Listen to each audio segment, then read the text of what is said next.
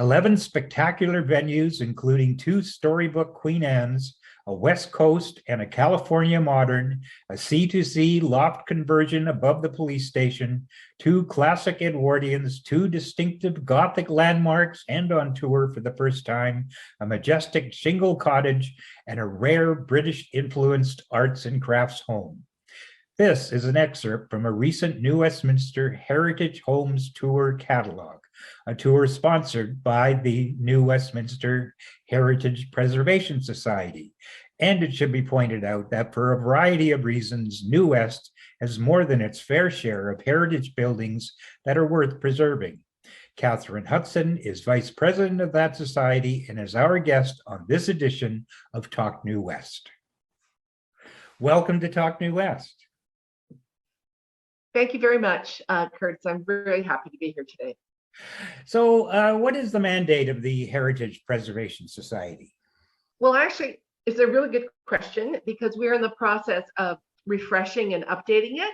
But I do want to read what we have on our website. And it's actually says it all, that we support the conservation of heritage homes, buildings, and structures in honor of their contribution to the city's economy, sustainability, culture, and aesthetic appeal. I think we're trying to respect the past with a view to a thoughtful, resilient future. And I mean, we really do have to think ahead. Things are changing in our society, and we as the Heritage Society will do that too. So we're not just talking here about single family homes and preserving their heritage. Sorry? People think of heritage as, oh, one beautiful Queen's Park house. That's just a very small part of heritage in our city. New Westminster is very fortunate because, sadly or not, time forgot us for a period of several decades. So when new homes were being built, much of New West was overlooked. So just by fluke, or we didn't lose our buildings. So we have a resource now of all sorts of buildings, from apartment blocks, churches, single family homes, citywide, that really deserve our attention. Sometimes we can't save them all, but many we should try. So if a building, a home, what gets a heritage designation, what does that actually mean for either the homeowner or the building owner or for the neighborhood? There are in the city several layers of heritage protection, and I certainly will not go into every detail, but I would look at heritage register, then the heritage conservation area, and then the strongest protection is what you said, heritage designation. That's a formal protection. Heritage register is a non-legal, non-binding, actually a really feel-good document where you have a list of houses that owners or the city feel need attention. So it doesn't mean you can't demolish them. It just means, hey, this is important, so think about these houses if you're going to do anything to them. But there's nothing anyone can do to save them or prevent unfortunate renovations. But being on the register gives some sense of importance to your house, and any homeowner can approach City Hall to be on the heritage register. A heritage conservation area is what Queen's Park was designated in 2017, and there's about 300 to 400 homes in the park, not all of them, built before 1940, that have a level of protection that makes it more difficult to demolish. And that is what this conservation area, it's nothing goes on title, but it just tells developers, if you're going to come and demolish a house in Queen's Park, don't look for a house built before 1940. The heritage designation is a legal document. It goes on your land title. It means it's very difficult to demolish or change the look of the house unless you go to city council. And people that choose to do that, we did it. Our house is formally protected. It was the personal choice. We've done a lot of work on this, and we'd like it to still be here decades later when the new custodians are living here. How does it affect neighborhoods? It's really hard to say, but I think there's a sense of stability that comes by knowing this old house is going to be there. If you move into this old house that's formally protected, it's going to be there as long as they're going to live there. So I think it helps people. A neighborhood, it might make it charming to some people that like to see old houses, but I think designating a house or putting it on the register is a personal choice. And if anyone wants to do that, go and talk to City Hall. They'll be delighted to talk to them. Well, I mean, I can see that on one hand, if, for instance, developers are reluctant to invest in a neighborhood that has heritage designations. On the other hand, in terms of buyers, they might like the cachet of living in a heritage house or a block with heritage buildings.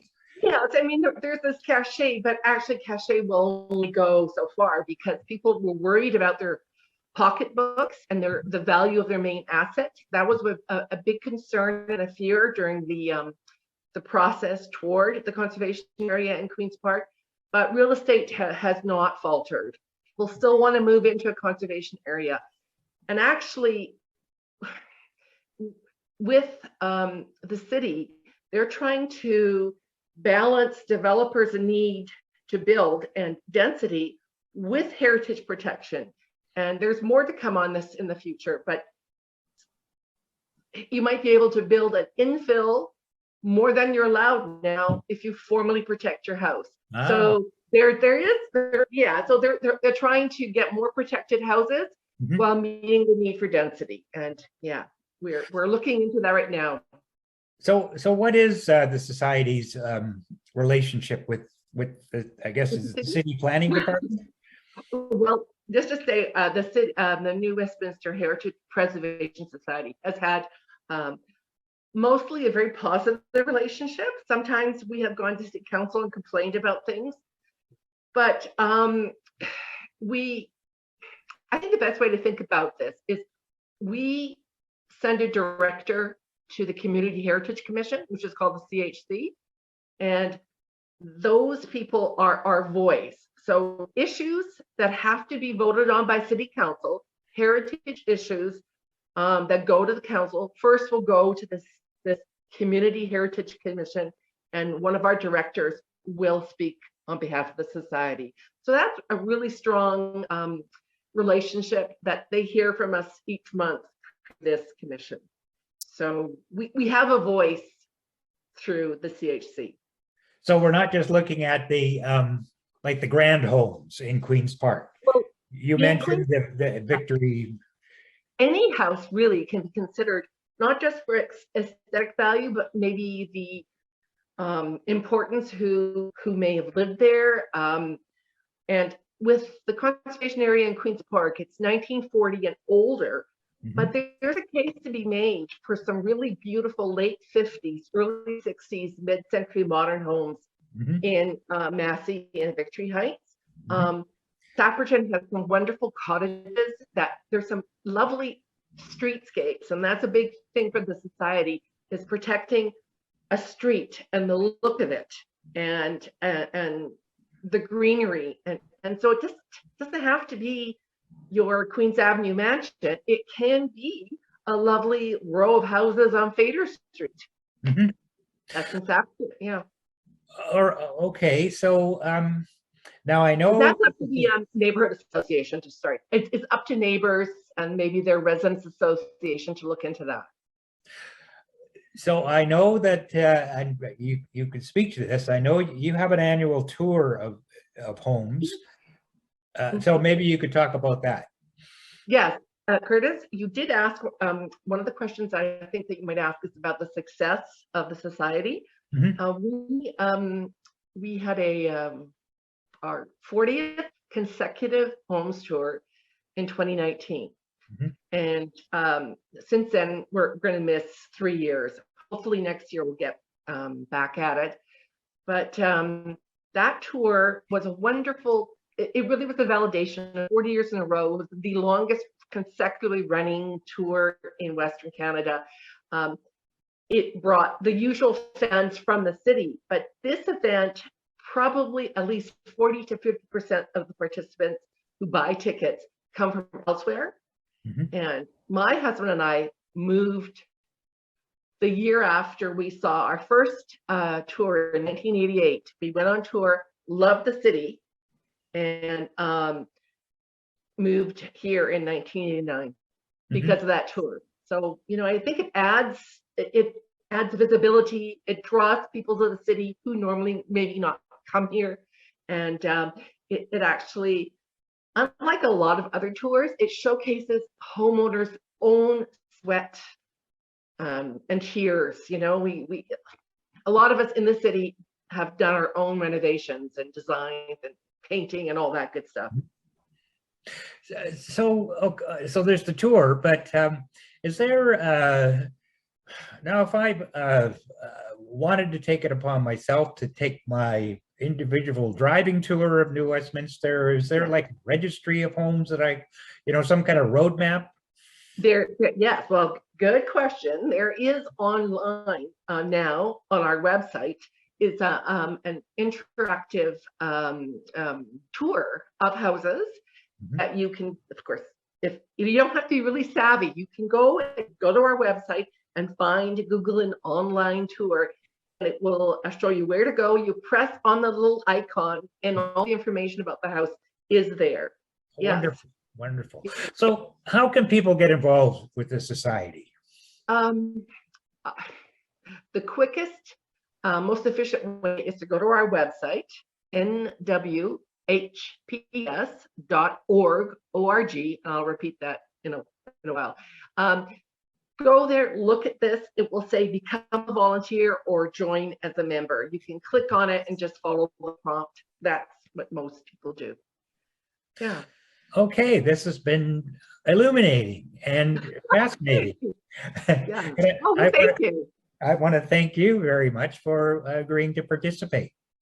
Oh, well, Curtis, it's been my pleasure. As you can appreciate, I'm very enthusiastic about heritage. Okay, well, again, thank you very much. Thank you, Curtis. Bye. Bye now.